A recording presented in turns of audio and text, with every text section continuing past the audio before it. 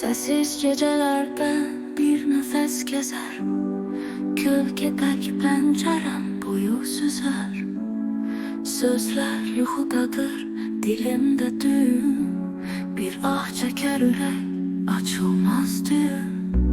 Gönlüm bir çınar tek, yalnız dayanır. Külleyle danışır, yağışla yanır. Ümidin sesi yok, suskun bir çağdır. Zamanın içinde bitmiş bir ahıdır. Bir bakış çatmayan uzaklardayım. Hayalım göylerde, özüm dardayım. Bir ses aktarıram, ne semada var, ne de torpaqlarda bir izden haber. Ellerim titreyir, adını yazır. Kağıt yanar, sətrin içinde sızır. Bir yürek çırpınır, sessiz dilsizdir. Adını çağırmak bile gizlidir.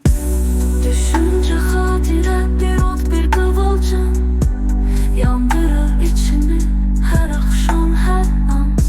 Sükut danışanda susar bu dünya. Ben de danışaram, içimde yana yana.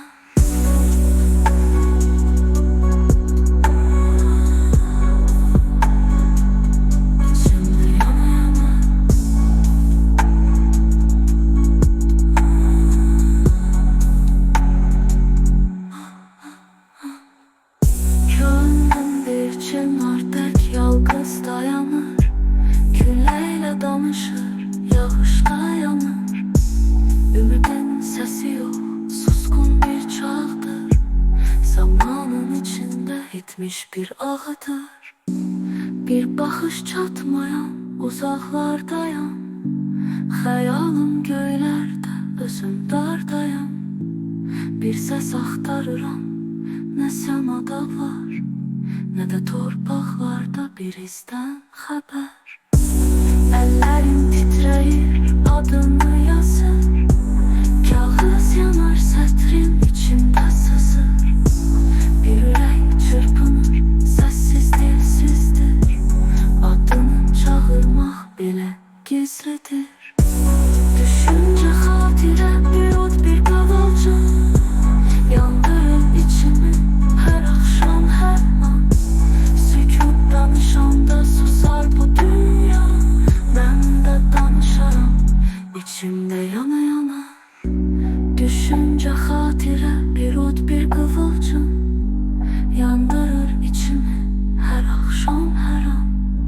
Sükut danışanda susar bu dünya. Ben de danışaram, içimde yana yana.